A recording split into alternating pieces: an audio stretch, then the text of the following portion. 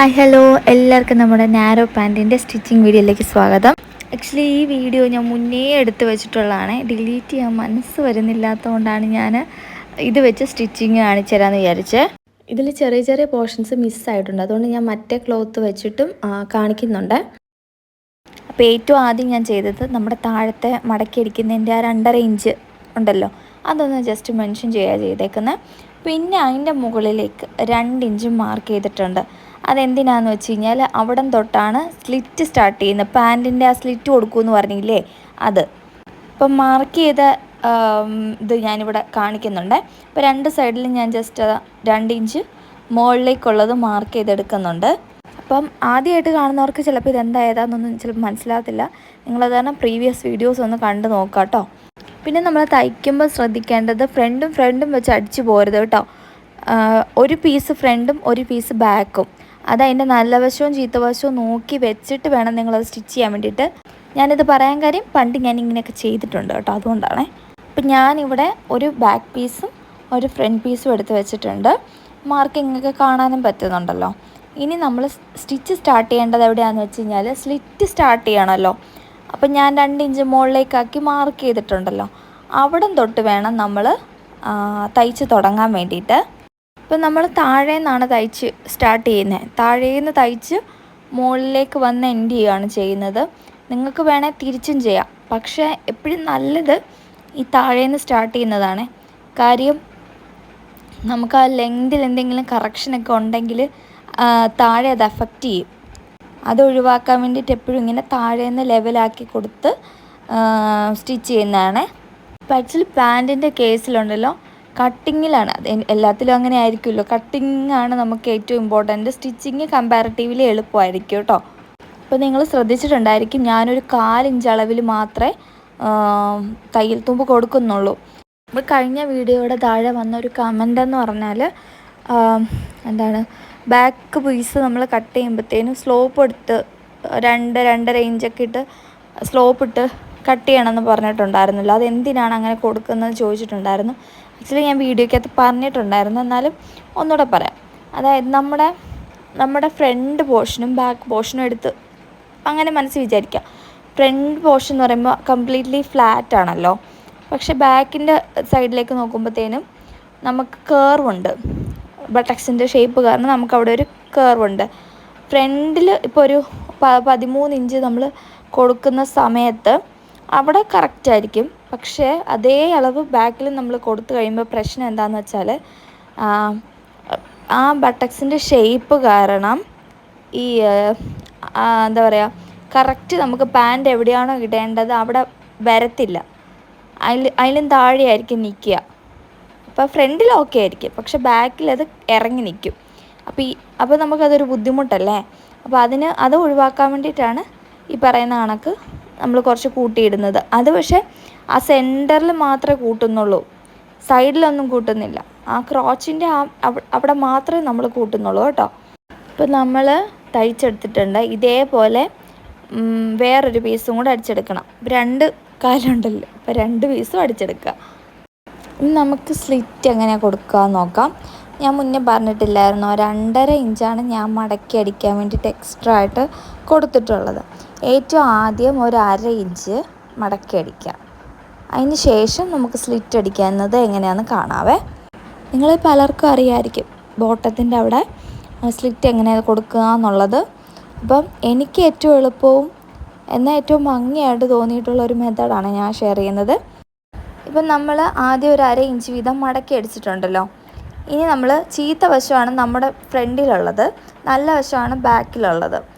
ഈ നമ്മൾ ആ മാർക്ക് ചെയ്തിടമില്ലേ 2.5 ഇഞ്ച് വരുന്നിടം, അവിടെ നിന്ന് നമ്മൾ മുന്നേ തയ്ച്ച് നിർത്തിയിടം, സ്ലിറ്റ് എവിടെയാണോ സ്റ്റാർട്ട് ചെയ്യേണ്ടത് അങ്ങോട്ടേക്ക് ഈ നല്ല വശത്തേക്ക് തുണീനെ മടക്കി വെച്ച് കൊടുക്കുക.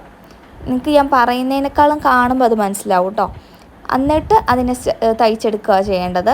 തയ്ക്കുന്നത് എങ്ങനെയാണെന്ന് ഞാൻ കാണിച്ചു തരാം. ഒന്നുകൂടെ അത് ഞാൻ പറയാം. അതായത് നമ്മൾ 2.5 ഇഞ്ച് മാർക്ക് ചെയ്തിടം ഫോൾഡ് ചെയ്ത് പിടിക്കുക.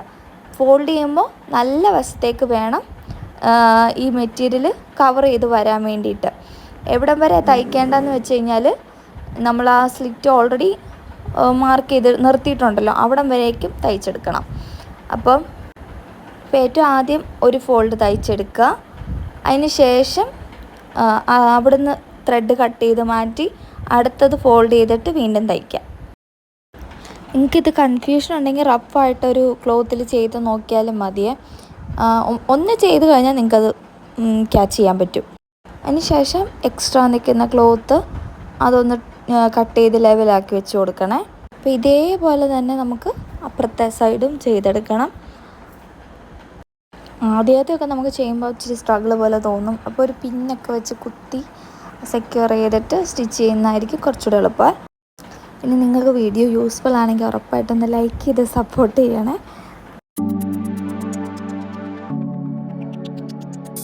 അപ്പോൾ ഇവിടെ നമ്മൾ എക്സ്ട്രാ നിൽക്കുന്ന ക്ലോത്തിനെ ട്രിം ചെയ്ത് കൊടുക്കണം. ഇതിപ്പോൾ നിങ്ങൾക്ക് കാണുമ്പോൾ തന്നെ അറിയാം, നമ്മൾ നല്ല വശത്തേക്കാണല്ലോ റോങ് സൈഡ് വെച്ച് അടിച്ചിരിക്കുന്നത്. ഇനി നമ്മളതിനെ ടേൺ ചെയ്യണം, അതായത് ഉള്ളിലേക്കാക്കി തിരിക്കണം. അതെങ്ങനെയാണെന്ന് നോക്കാം. പിന്നെ ഇങ്ങനെയുള്ള പോർഷൻസ് ഉണ്ടല്ലോ, കഴിവിൻ്റെ പരമാവധി സ്റ്റീം പ്രസ് ചെയ്യാൻ നോക്കണം. അതായത് അയണിങ് അല്ല, പ്രസ്സിങ് ചെയ്യാൻ നോക്കണം. അതാകുമ്പോൾ നമുക്ക് നമ്മുടെ ഗാർമെൻറ്റിൽ ഒരു പ്രത്യേക ഫിനിഷിങ് കിട്ടും. ഒരു റെഡിമെയ്ഡ് ലുക്കിലേക്ക് എത്തിക്കുന്ന തന്നെ ഈ പറയുന്ന സ്റ്റീം അയണിങ് ഒക്കെയാണ്, അല്ലെങ്കിൽ പ്രസ്സിങ് ആണ്. അപ്പോൾ അത് ഒന്ന് പ്രത്യേകം ശ്രദ്ധിക്കുക. ഇപ്പോൾ ഞാൻ പ്രസ് ചെയ്തെടുത്തിട്ടുണ്ട്. അപ്പോൾ അതിൻ്റെ ആ ഒരു വ്യത്യാസം നിങ്ങൾക്ക് കാണുമ്പോൾ മനസ്സിലാവുമല്ലോ. അപ്പോൾ അതിന് ശേഷം നമ്മൾ ആ മുകൾ വശം തയ്ച്ചു കൊടുക്കുക. ഇത്രയും നമ്മൾ ശ്രദ്ധിക്കുകയാണെങ്കിൽ നമ്മുടെ ബോട്ടത്തിൻ്റെ സ്ലിറ്റ് ഏരിയ നല്ല ഭംഗിയിലും ഫിനിഷിങ്ങിലും നമുക്ക് കിട്ടും. അപ്പം നല്ല വശം കാണുമ്പോൾ ഇതുപോലെ ഇരിക്കും. ഈ ക്ലോത്ത് ഉണ്ടല്ലോ, പെട്ടെന്ന് ഇങ്ങനെ എന്താ പറയുക, ചുളുക്കം വീഴുന്ന പോലത്തെ ഒരു മെറ്റീരിയലായിരുന്നു. ഭയങ്കര എന്താ പറയുക, അത്ര നല്ല മെറ്റീരിയലാണെന്ന് പറയാൻ പറ്റത്തില്ല. പെട്ടെന്ന് ഇങ്ങനെ ചുളുക്കം വീഴുമായിരുന്നു. ഈ പാൻറ്റിൻ്റെ സ്റ്റിച്ചിങ്ങിൽ അത്യാവശ്യം നല്ല ഫിനിഷിങ്ങും ഫിറ്റിങ്ങും തരാൻ ഹെൽപ്പ് ചെയ്യുന്ന ഒരു സ്റ്റിച്ചുണ്ട്. അതായത് നമ്മൾ പൊതുവേ ചെയ്യാറ് ഈ സ്റ്റിച്ചെല്ലാം കഴിഞ്ഞതിന് ശേഷം ക്രോച്ച് തമ്മിൽ ജോയിൻ ചെയ്തിട്ട് ഏറ്റവും അവസാനമായിരിക്കും പാൻറ്റിൻ്റെ അറ്റം, അതായത് താഴെ തൊട്ട് ക്രോച്ച് വന്നിട്ട് പിന്നെ അടുത്ത അറ്റം വരേക്കും തയ്ച്ചു വിടുക. പക്ഷെ നമ്മളിവിടെ ചെയ്യാൻ പോണത് ഓരോ ലെഗും ഫിനിഷ് ചെയ്തിട്ടാണ് ഏറ്റവും അവസാനമാണ് ക്രോച്ച് സ്റ്റിച്ച് ചെയ്യാൻ പോണത്. അപ്പോൾ നമ്മൾ ഒരു സൈഡ് സ്റ്റിച്ച് ചെയ്ത് കഴിഞ്ഞാലോ, സ്ലിറ്റ് വരുന്ന ഏരിയ സ്റ്റിച്ച് ചെയ്ത് കഴിഞ്ഞു. ഇനി നമ്മൾ അതിൻ്റെ അടുത്ത സൈഡ് സ്റ്റിച്ച് ചെയ്തെടുക്കുക.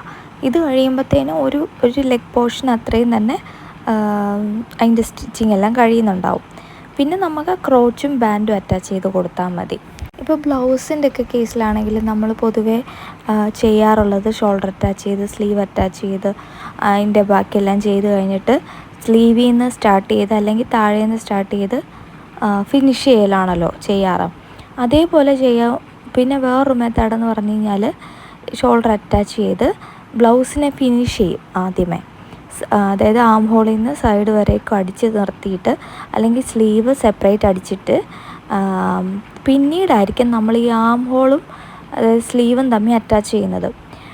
അങ്ങനെ ചെയ്യുമ്പോഴത്തേനും ഇപ്പം ഞാൻ രണ്ടാമത് പറഞ്ഞ മെത്തേഡ് യൂസ് ചെയ്യുമ്പോൾ കുറച്ചുകൂടെ ഫിറ്റിങ് നല്ലതായിരിക്കും. പക്ഷേ ചെറിയ ഓൾട്രേഷനൊക്കെ വന്നു കഴിഞ്ഞാൽ ബുദ്ധിമുട്ടായിരിക്കും അത് ചെയ്യാൻ വേണ്ടിയിട്ട്. അപ്പോൾ അതുകൊണ്ടാണ് പൊതുവേക്കും നമ്മൾ ഫസ്റ്റ് മെത്തേഡ് യൂസ് ചെയ്യുക. പക്ഷേ ഫിനിഷിങ് കൂടുതൽ വരിക ഈ പറഞ്ഞ സെക്കൻഡ് മെത്തേഡിനാണ്. അപ്പോൾ അതേപോലെ തന്നെയാണ് പാൻറ്റിൻ്റെ കേസും. അതായത് നമ്മൾ ഇപ്പോൾ നിങ്ങളിപ്പോൾ ഫിനിഷ് ചെയ്തപ്പോൾ കണ്ടല്ലോ, അതായത് ഒരു ലെഗ് മാത്രമേ നമ്മളിപ്പോൾ ആക്കിയിട്ടുള്ളൂ. മറ്റേതെന്ന് പറഞ്ഞാൽ നമ്മൾ സാധാരണ ചെയ്യൽ ക്രോച്ച് തമ്മിൽ ജോയിൻ ചെയ്തിട്ട് പിന്നീടാണ് ഈ പറയുന്ന സെൻറ്റർ പോർഷൻ നമ്മൾ അടിച്ചെടുക്കുക. അങ്ങനെ ചെയ്യുമ്പോഴത്തേനുണ്ടല്ലോ ഈ നടുവശത്ത് അതായത് കറക്റ്റ് ക്രോച്ചിൻ്റെ പോയിൻറ്റിൽ കറക്റ്റ് ഒരു ബൾക്കിനെസ് ഉണ്ടാവും. എന്താ പറയുക, നമുക്കൊരു കാലൊക്കെ അനക്കുമ്പോഴാണെങ്കിലും ഒരു പിടുത്തം പോലെ വരും. അത് ഒഴിവാക്കാനായിട്ട് ഏറ്റവും നല്ല മാർഗം ഇതാണ്. മുന്നേ ഉള്ള നമ്മുടെ വീഡിയോസൊക്കെ ചെക്ക് ചെയ്തിട്ടുണ്ടെങ്കിൽ അറിയാം, മുന്നേ പറഞ്ഞ പോലെ യൂഷ്വലി ഉള്ള സ്റ്റിച്ചായിരിക്കും ഞാൻ കൊടുത്തിട്ടുണ്ടാവുക. പക്ഷേ ഇത് പ്രാക്ടീസ് ചെയ്യാൻ തുടങ്ങിയ പിന്നെ എന്താ പറയുക, എനിക്കിതാണ് ഭയങ്കര ഇഷ്ടം. മറ്റേ പാൻറ്റിൻ്റെ ക്രോച്ച് ജോയിൻ ചെയ്യുന്നത് വീഡിയോ ഡിലീറ്റ് ആയിപ്പോയി കേട്ടോ. അപ്പോൾ അതുകൊണ്ട് നമ്മൾ ഓൾറെഡി കട്ട് ചെയ്തിട്ടില്ലേ, അതിന് കാണിച്ചു തരാമെന്ന് വെച്ചു. അപ്പോൾ നമ്മൾ എന്താ ചെയ്യേണ്ടതെന്ന് വെച്ചാൽ 2 ലെഗും ഫിനിഷ് ചെയ്തിട്ടിട്ടുണ്ട്. എന്നിട്ട് നമ്മൾ തയ്യൽ പുറമേ കാണുന്ന പോലെ ഇട്ടിരിക്കുക. അതിന് ശേഷം ഫ്രണ്ടും തമ്മിൽ അറ്റാച്ച് ചെയ്തും അവിടെ നിന്ന് കണ്ടിന്യൂസ്ലി ബാക്കിലേക്ക് വരുന്ന പോലെ പിടിക്കുക. ഫ്രണ്ടും ബാക്കും കറക്റ്റ് കിട്ടിയാൽ മതി. പിന്നെ തയ്ക്കുമ്പോൾ പുറവശവും അകവശവും അത് നോക്കി വേണം തയ്ക്കാൻ വേണ്ടിയിട്ട്. മേ ബി ആദ്യമൊക്കെ എന്തെങ്കിലും കൺഫ്യൂഷൻ ഉണ്ട് എന്നുണ്ടെങ്കിൽ നിങ്ങൾ ജസ്റ്റ് ഒന്ന് പിൻ ചെയ്ത് സെക്യൂർ ചെയ്തിട്ട് തയ്ക്കുക. ഇങ്ങനെ നമ്മൾ തയ്ക്കുന്ന സമയത്ത് ആ ക്രോച്ചിൻ്റെ പോയിൻ്റ് ഉണ്ടല്ലോ, കറക്റ്റ് സെൻറ്റർ പോയിൻ്റ്, ഇത് നമുക്ക് കറക്റ്റായിട്ട് കിട്ടും. അങ്ങോട്ടോ ഇങ്ങോട്ടോ ഏറ്റക്കുറച്ചിലൊന്നും ഇല്ലാതെ തന്നെ കിട്ടും. പിന്നെ ക്രോച്ചിൻ്റെ ഏരിയ ആയതുകൊണ്ട് തന്നെ ഡബിൾ സ്റ്റിച്ച് കൊടുക്കാനും പ്രത്യേകം ശ്രദ്ധിക്കണേ.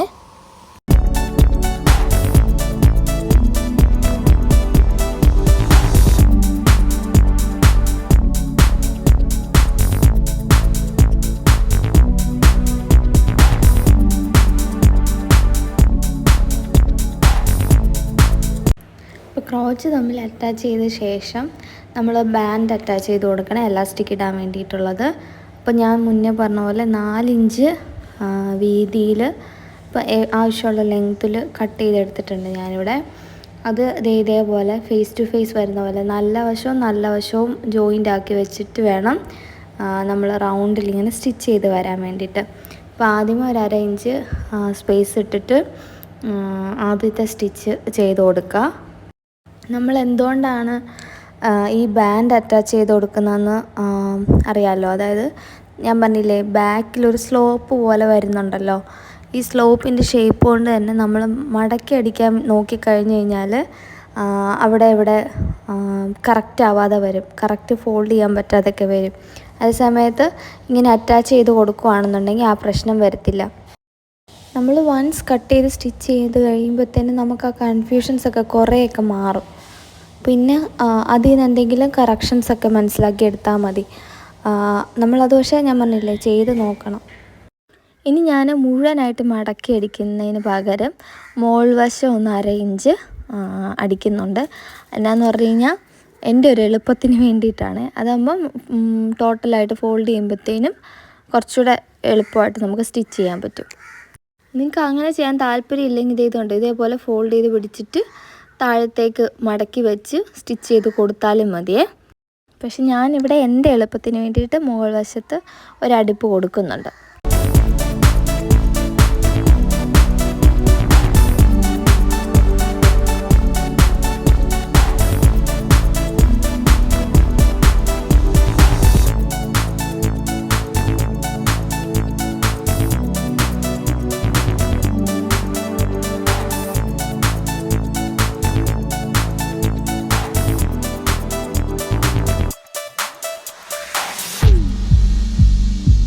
ഇനി നമുക്ക് മൊത്തത്തിൽ ഫോൾഡ് ചെയ്തടിക്കാം.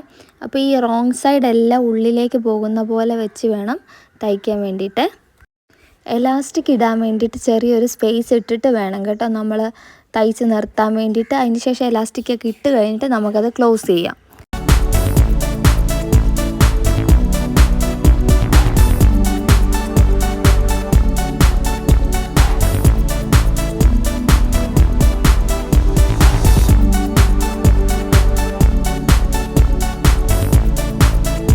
വീണ്ടും മഞ്ഞയിലേക്ക് തന്നെ വന്നേക്കുവാണ്. അപ്പോൾ നമ്മൾ സ്പേസ് ഇട്ട ഗ്യാപ്പിലേക്ക് എലാസ്റ്റിക് ഒരു സേഫ്റ്റി പിന്നോ എന്തെങ്കിലും യൂസ് ചെയ്തിട്ട് ഇൻസേർട്ട് ചെയ്ത് കൊടുക്കാം. ഇച്ചിരി വലിപ്പമുള്ള സേഫ്റ്റി പിന്നാണെങ്കിൽ പെട്ടെന്ന് നമുക്ക് ഇങ്ങനെ എടുക്കാൻ പറ്റുമേ. ഇപ്പോൾ എലാസ്റ്റിക് എന്തോരം വേണമെന്നുള്ളത് ചോദിക്കുകയാണെന്നുണ്ടെങ്കിൽ നമുക്ക് നമ്മുടെ അരവണ്ണത്തെക്കാളും ഒരു 3 ഇഞ്ച് കുറച്ചാൽ മതി. ഇപ്പോൾ ഒരു നല്ലോണം സ്ട്രെച്ച് ചെയ്യുന്നതാണെന്നുണ്ടെങ്കിൽ ചിലപ്പോൾ അതിനേക്കാളും കൂടുതൽ എടുക്കേണ്ടി വരും. അത്രയും അളവിൽ സ്ട്രെച്ച് ആവാത്ത എലാസ്റ്റിക് ആണെന്നുണ്ടെങ്കിൽ 2 ഇഞ്ചൊക്കെ കുറച്ചാലും മതി. അപ്പോൾ അതിൻ്റെ ടൈറ്റ്നെസ് എന്തോരം ഉണ്ടാവുമെന്ന് നമ്മൾ തന്നെ നോക്കിയിട്ട് വേണം കട്ട് ചെയ്യാൻ വേണ്ടിയിട്ട്. ഇനി ശേഷം ഇലാസ്റ്റിക് തമ്മിൽ ജോയിൻ ചെയ്തെടുക്കണം. അപ്പോൾ ഞാൻ യൂഷ്വലി ഇതേപോലെ ഒപ്പം വെച്ചിട്ടാണ് ജോയിൻ ചെയ്തെടുക്കാറ്.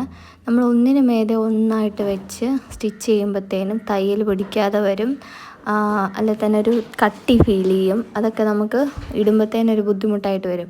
അപ്പോൾ അത് ഒഴിവാക്കാൻ വേണ്ടിയിട്ട് ഇതുപോലെ ഒപ്പമായിട്ട് പിടിച്ച് വെച്ചിട്ട് നമ്മളിങ്ങനെ സിഗ്സാഗ് പോലെ അടിച്ചെടുക്കണം. അങ്ങോട്ടും ഇങ്ങോട്ടായിട്ട് തയ്ച്ച് കൊടുത്ത് ജോയിൻ ചെയ്തെടുക്കണം.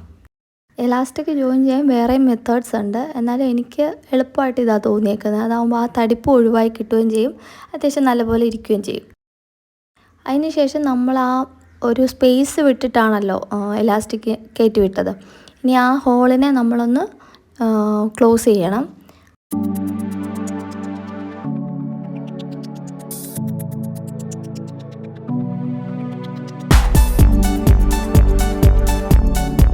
മനസ്സിലെ യെല്ലോൻ്റെ സ്റ്റിച്ച് ചെയ്തപ്പോൾ ഉള്ള കുറച്ച് വീഡിയോസ് എനിക്ക് ഡിലീറ്റ് ആയി പോയിട്ടുണ്ടായിരുന്നു. അപ്പോൾ അത് ബാലൻസ് ചെയ്യാൻ വേണ്ടിയിട്ടാണ് കേട്ടോ ഇത് ഞാൻ ആഡ് ചെയ്യുന്നത്. അല്ലെങ്കിൽ നിങ്ങൾക്ക് ചിലപ്പോൾ മിസ്സായി പോകും.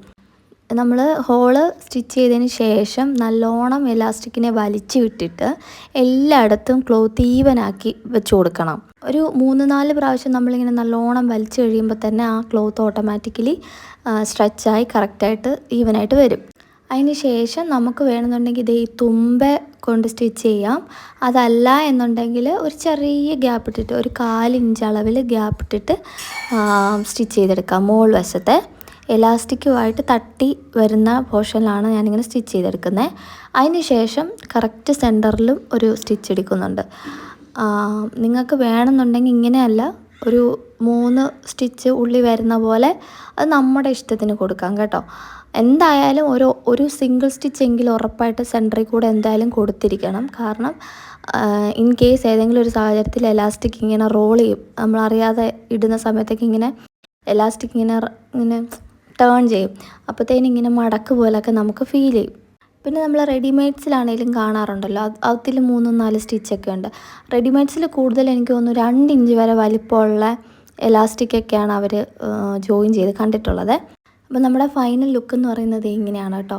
അത്യാവശ്യം നല്ലോണം അയൺ ചെയ്താലേ ആ ഒരു ഭംഗിയിൽ നമുക്കറിയാൻ പറ്റുള്ളൂ. ഞാൻ പിന്നെ മടി കാരണം അത്രയ്ക്കൊന്നും അയൺ ചെയ്യാനൊന്നും പോയില്ല. അപ്പോൾ എനിക്കറിയാം നിങ്ങളിപ്പോൾ ഉറപ്പായിട്ടും പറയും ഇട്ടും കൊണ്ടുള്ളതും കൂടെ കാണിക്കാമായിരുന്നു എന്ന്.